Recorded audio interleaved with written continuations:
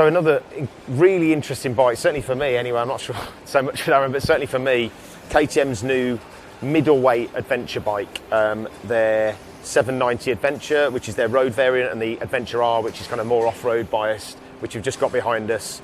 This bike has been produced kind of in response to KTM's existing customer base. They've been sort of screaming out for a lighter weight, slightly smaller capacity motored adventure bike that will do both the on-road stuff, so it'll do mile munching, but it'll also be a seriously capable off-roading machine. So you can ride the trails, you can really hustle the bike off-road too. So what they've produced is two different variants. So they've got the standard Adventure and the Adventure R, which is the bike behind us. So this is a more road-orientated bike. This is the more road-orientated bike. So obviously you'll see a couple of different sort of significant aesthetic differences. First, the front mudguard is obviously much closer to the wheel, and then when you look at the Adventure R bike, you've got more of a beak. It's a much higher position, which is kind of more traditional with on-off-road. Longer travel suspension. Longer travel, so you've both got a 20 litre tank, so you've also got a bike with a massive amount of range as well, which is really useful for a tour like this.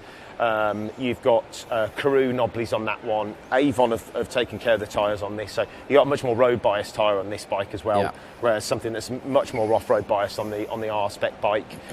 Suite of electronics.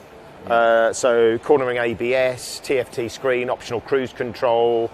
You know, it's got a raft of nice technical bits and pieces on it. I mean, I've had a good sit on it today. I'm a fan, actually. Well, you've rode the 790, haven't you? I have. So you have got a bit of insider knowledge. Absolutely, I was lucky enough to. And actually, the 790 has been a super popular bike, and really highly rated by pretty much everyone I've seen and talked to who've rode it. Well, I think the reality is KTM have had to come to the party in a big way in that sort of middleweight sector. You've got Triumph 765 Triple, you've got Z900, you've got some really MT-09, you've got some really competitive bikes in that area. So the 790, great engine, great. It had to be a really good bike, and that 790 motor is brilliant. Parallel twin, just shy of 100 horsepower. The other thing with this, and I think nice weight. Nice weight. Yeah, exactly. Absolutely. You took the words right out of my mouth. The reality with this is it has to be a lighter weight bike. So it's 189 kilos dry. Is it? Yeah. So okay. Yeah, I mean, you're talking. Well, it seems like most bikes that we're sort of like talking about now, they're all sort of like knocking on that 200 plus. We reviewed a Harley yesterday. It's 300 kilos, I'm sure. Yeah. I think my house weighs slightly less than that Harley Davidson. It was probably a bit cheaper. But anyway, we liked it. Back to the KTM. Yeah, so it's a key factor though. That is, I think we're going to talk about some of the more sport-orientated bikes over the next couple of days, and we do some more reviews. And everybody is very careful to make sure that their bikes are getting lighter and more powerful. What KTM have done really well here is they've responded to what their customers have asked for. They wanted a lighter bike, but a bike with good torque and good power.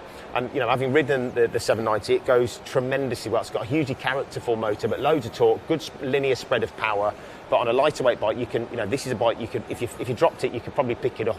And I know that sounds silly, but I mean, look, we were out in Spain this year with Red Tread. How many times were we picking bikes up off the floor? Well, for me, that was one of the takeaway factors. Is actually, if I was going to do serious off-roading, you're probably going to crash it at some point. Well, I mean, and goes without saying, doesn't it? Really? Do you want a quarter of a ton machine either landing on your leg or wanting to pick it up, or do you actually want to drop a 20 grand motorcycle? No, absolutely. And scuff up all the sides, all that kind of stuff. So these lighter weight adventure bikes have really got, some traction, haven't they? Because actually they're lighter weight, but then they have all the benefits of some of the bigger machines, that they are mile munching, they've got your heated grips, they've got all the TFT, blah, blah, blah, I mean, it really which you don't get with a proper enduro bike. No, you don't, absolutely not. And, I mean, that WR250F, I mean, great at what it does, but it was a tool for doing what it does totally and basic. nothing else. Yeah. I mean, that is very much fit for one particular purpose. Yes. I think what they tried to do with this is create a bike that just ticks an awful lot of boxes, and they've done a very good job of that. And the weight is also a factor when you think about how much power the bike needs. If you look at,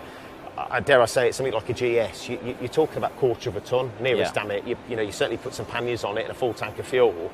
This is a 200 kilo bike, so you don't need to run a huge performance engine. You can have something that, again, it means because you've got a compact motor in there, it's lighter weight, lower centre of gravity, it's narrower, so it's easier to handle when you're standing on the pegs.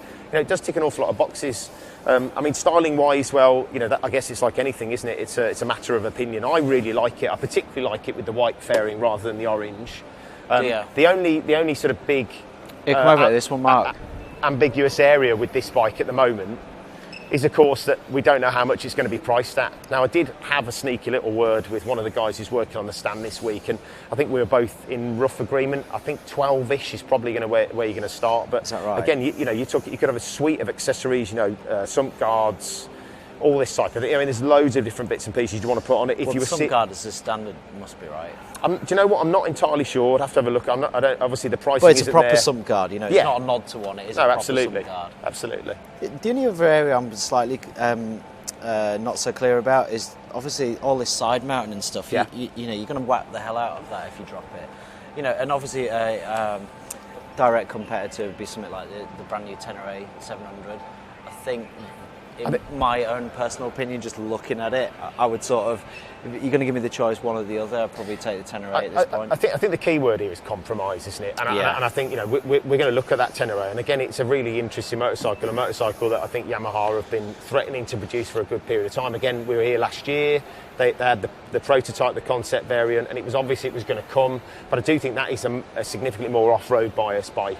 I think they are really trying to find a compromise between having something with good road manners and also something that's really capable off-road. And it's quite difficult to get a balance are the king of off-road, right? I mean, again, we've had conversations with guys who do a lot more off-roading than we ever will, and they speak very, very highly of what KTM do on off-road. Phenomenal. I think again, the proof will be in the pudding, won't it? Ultimately, it's another bike we would love to have a go on at some stage and ride on road and ride off-road. We'll just have to wait and see. Like I say, the only thing that we don't really know at this point in time is what it's going to cost. But I'll give it some context. Absolutely. Watch this space.